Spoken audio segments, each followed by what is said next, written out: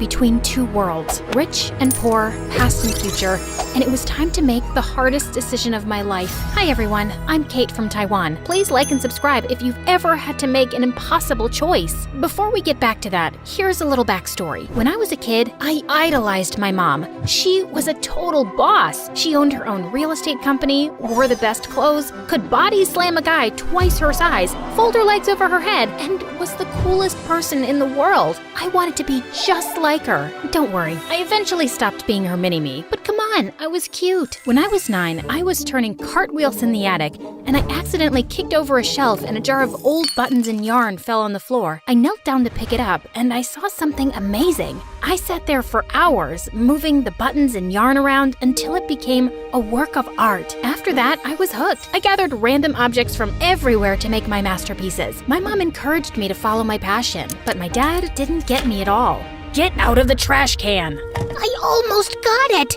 Dad was barely ever home, and when he was, he never had time to talk to me. I didn't mind though, because my mom and I were close and she was all I needed. But then one day, completely out of the blue, Mom packed her bags and left. I'm sorry, sweetie. I hope someday you'll understand. She didn't explain or say when she was coming back, and of course, my dad wasn't any help. He shut himself in his room, hugging their old wedding photos and crying his eyes out while he sang old love songs off-key. For a little while, I felt totally lost and confused, and then one day at school, I met April. You made this? So cool! Thanks! Found object art is my favorite. I was shocked. My art projects had a name. For so long, I thought I was just a weirdo. After that, things started looking up. April introduced me to her friends. They were all really nice and talented and cool. They didn't care what anybody thought of them, especially the spoiled rich kids from the private school across town. Freak! Snob! We clicked right away. It felt like I'd known them all my life. As the years passed, we spent all our time hunting down random items and transforming them into something new and beautiful. I still missed my mom, but hanging out with April and my friends made me feel much better. But of course, my stupid dad had to ruin it. I've decided to enroll you in a private high school across town. It's the best education money can buy. I was devastated. Dad, no! I like my school. All my friends go there. You'll make new friends. This is all for the best. You'll see. My blood boiled. I couldn't believe this. My dad really sucked, but this time he'd gone too far. You sit on a throne of lies. You're the worst. Mom would never do this. Well, your mom's not here. Then Dad just stormed off. I begged and pleaded for him to change his mind, but he didn't budge. My life was over. I was going to be behind enemy lines in a private school filled with rich, judgmental, spoiled, dim-witted, money-obsessed snobs. April and my friends encouraged me to stay positive, so I tried to be optimistic. But when I got there, I discovered kids there were jerks. They even bullied their own teacher. Please don't tell me you actually paid for that outfit. Things were much worse than I ever imagined. Can you, not afford a tailor? What happened to custom-made outfits? It didn't help that as soon as April and the others saw me in my school uniform, they were compelled to make fun of me. Please, Your Excellence, allow me. Your royal hand shouldn't have to touch this filth. Can I get you some tea, Your Majesty? You guys are jerks. You know I didn't have a choice, right? At school, I tried to keep my head down and blend in with the others, but one time, I spotted a cool ribbon in the trash that I could use for my new art piece. I dug it out of the trash can, and someone spotted me. Ew, look, she's digging through the trash like a raccoon. Oh, gross! I was so embarrassed. After that, everyone started to call me Raccoon Girl. It hurt my feelings for a while, but I eventually learned to ignore it. I even tried to be more discreet when I gathered items from my art projects. Those rich kids threw away the best stuff. A couple weeks later, a new boy named Lee joined the school. Word was that his parents were CEOs or something important, and all the students treated him like royalty, and he acted like one too. But there was this one time when a snobby rich girl threw trash on the ground, and Lee went to go pick it up, and then he brought it over to me. Hey, Kate, I know we've never talked before, but you're into, found art projects, right? I thought maybe you could use this. That's covered in pizza sauce. Sorry, that was dumb, huh? It was really sweet, though. Thank you. I think it's really cool how you're able to turn anything you find into art, and I was wondering if you could maybe teach me? There's nothing to learn, but sure, I'll teach you. At first, I thought Lee was just being nice, but all throughout the week, he kept bringing me things, none of which I could use, and I started to wonder if he liked me. Since he was always acting shy, I decided to ask him myself. Do you like me or something? Why are you being so overly nice? What's the deal? What? No. Gosh, where would you get an idea like that?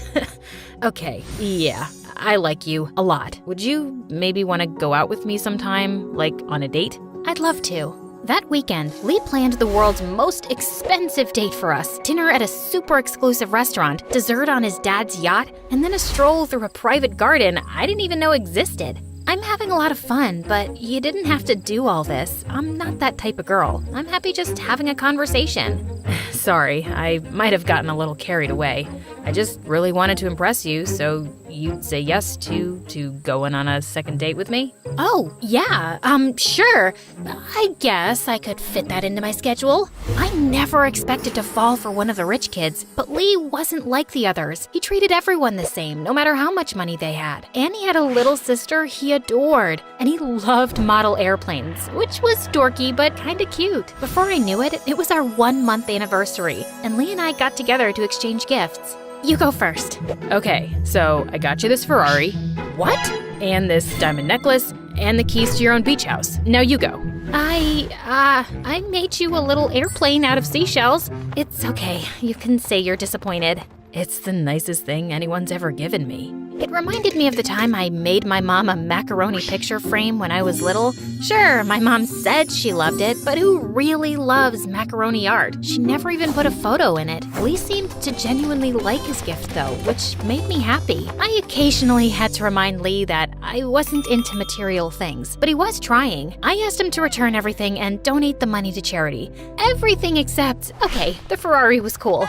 I kept that. Sometime later, when I met up with my friends, I was surprised to find them acting cold and a bit distant. What's wrong? Duh, you left us hanging, Kate. We had to finish the project all by ourselves because you didn't show. It took hours. I'm sorry, I was out on a date with Lee. You know, he gave me a traitor.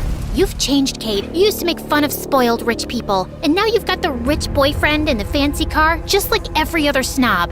I'm still the same person, and Lee's not like that. I really think you'd like him if you gave him a chance. April clearly disagreed, but I managed to convince her and my other friends to invite Lee to work on our next project so they could get to know each other. Thankfully, it went perfectly. My friends and Lee totally hit it off, and from then on, we all met up often. Okay, that was a lie. But in my defense, the truth made me want to cry. Our big hang sesh started out well enough, but things went downhill fast after Lee, oops, did that. Don't you build model planes? I thought you'd be better at this, Richie Rich. My models come with instructions that tell you where each piece goes. Instructions are for babies. Can't say I'm surprised, Richie Rich.